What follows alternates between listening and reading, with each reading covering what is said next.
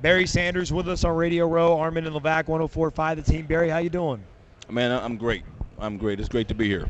Thanks for stopping by. The way that Marshawn Lynch runs, this vicious running attack, what do you see when you watch Marshawn Lynch run the football? Well, I think Marshawn, he has a very great sort of a combination of things to his running game. You see, you see how he sheds tacklers. You see his vision. He has good speed, good breakaway speed, and just that combination of things that you like to see. He can even give you a move sometimes, and runs well inside and outside. And so just a terrific combination of skills that he has that for 4 quarters, is very challenging to any defense. And so that's why he's been so successful, and also, you just see his will. And that's one thing you pay attention to as a running back. Everyone at the beginning of the game hits the hole hard, and you can tell, they're into the game, but really good running backs, you see that in the fourth quarter as well. After you've played a full game and you've had a few hits here and there, or you're a little tired, and things like that, and so, so you just love seeing that in a runner. Now, watching your game, it was always said you could have juked 6 guys in an elevator. And with how the tackling is kind of degraded in the NFL, is there ever a moment where you look up there and go, I'd be running for like 200-300 yards a game?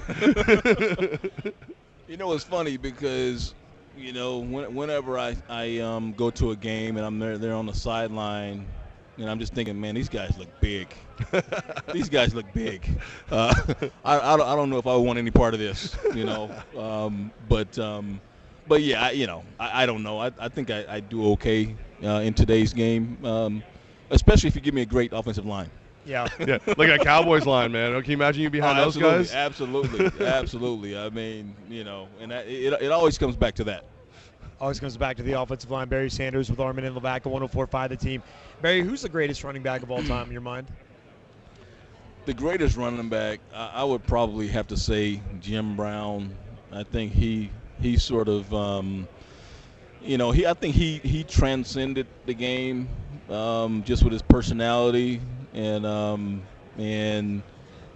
just the stories about him, the guys that played against him, even at 70-something years old, when you meet him, you see how big his hands are, how tall he is. He's still put together pretty well. I could only imagine what he was like at 25. That's crazy. He averaged, I don't know, he averaged 5.2 yards a carry. 1 year in whatever it was, 63, I believe it was, he rushed for 1,800 yards in 14 games. That's in 14 games, okay? But, and me and Eric Dickerson and the rest of us, we get credit. OJ, who started it off, we get credit for rushing for 2,000 yards, and I happily take that credit. But Jim had pretty much 1,900 yards in 14 games. He was probably coming out in the fourth quarter. Anyway, to answer your question, Jim Brown. Yeah, that's awesome. Modern day, who's the guy you like the best in the backfield? Today's game. Yeah. Well, I think I think you have I think you still have a good number of guys that are really having a big impact on the game from the running back position. You look at Shady McCoy, and what he's done. He's always in that 2,000-yard all-purpose mark, and you look at a guy who's similar, kind of Jamal Charles. Who does it from the backfield and also a lot of all-purpose yards. You hope Adrian Peterson can get back out here, eventually and get past the things he's dealing with. And then, you've got to put Marshawn Lynch in that discussion. We already talked about him, and a new kid. Kind of, you look at the Bell kid from Pittsburgh. He had a terrific year. And I mean, I'm sure I'm leaving off. I love the fact that Foster came back and had a solid year this year. Arian Foster, who to me, another one of those guys that kind of slips through the line of scrimmage. You don't see him take a lot of direct hits, good speed, vision, and that kind of a thing. So I do still think there's a good number of running backs, that are playing, a big part of their team's success. Barry Sanders with Armen Levack live on Radio Row, 104.5 The Team, your home for New York sports. Barry, when you look at Tom Brady and the Patriots and how they use the running back, Shane Vereen and the multiple running backs at that position, they're not utilized as much as other teams. How do the Patriots and Tom Brady use that position to complement what they do when you see them play? Well, I mean, I think when you look at how that team is structured, obviously you can put a lot more on your passing game. I mean, you have a great tight end. You got a Hall of Fame quarterback.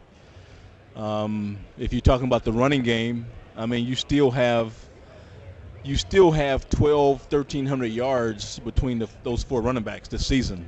And obviously, depending on how things are going, they certainly aren't shy about handing it off to Blunt if they need to get him 20 carries, if that's open. The running game complements that very well. It complements their team very well, and you certainly don't want to go into a game and ignore it. All right, so how do you see the game playing out on Sunday? I see it as a close game. I think these two teams have played better than anyone the last couple seasons. This is certainly a likely matchup, that a lot of people would have picked this year before the season. I think if you're looking at, the respective championship games that each team played in, I think, obviously the Patriots won in much more convincing fashion. I would say, you may give them a slight edge. Patriots 35-34. Nice. Barry Sanders with Armen Levack. Tell us about tacklepba.org. I know it's very close to your heart. You're talking about it today. Oh, thank you. Yeah, I'm here to raise awareness for PBA, and it's officially called pseudo bulbar affect, and what basically what it is, and it's easier to say PBA. So PBA is it is a condition that impacts people's ability to control laughing or crying, right? And so you can imagine how difficult that would be on your job or in normal conversation if you don't have control of that. It can happen at any time. And it comes from several things. One thing it comes from is head injury, but it can also come from other neurologic conditions like dementia, Alzheimer's, stroke, things like that. And so we more people than you think have it. Roughly 2 million Americans, and the thing that hits home is that we're seeing it from some former players that have maybe PBA-like symptoms. The Gridiron Greats Assistance Fund did a survey and showed that maybe over 90% of their players have had a head injury. A third of them have PBA-like symptoms, and they need to go see their doctors. And so we want to encourage people to go see their doctors, but also we want to encourage people to go to the website, tacklepba.org, that it is treatable, that there are answers. You can take a self-assessment test on the website and kind of see where you are. And just really find out more and dig into it, because a lot of people don't really understand they have it, and that there are answers for them. TacklePBA.org. We haven't been married too long, right? Good job, guys. Good job. Appreciate that. Barry Sanders, thanks for stopping by today. I got to get a high five from a Hall of Famer and one of the best running backs I ever watched. Can I get a high five from Absolutely. you? We're All right, man. the five, baby. Absolutely. Reviving the five. It's coming back, huh? Love it. High five is coming back. We're trying to bring it back. Well, because, you think about it, man. The great celebrations of all time. It's just a high five and move on. Something Instead simple. of, don't Something do the simple. funky chicken and the worm and everything. Just a high five and if we're you're out. freaked out in 2015, we got hand sanitizer right next to you, so we got you covered, man. Right. Oh, yeah. See? Yeah, Boom. Barry Sanders, thanks for stopping by, so baby. much, man. Been my pleasure, man.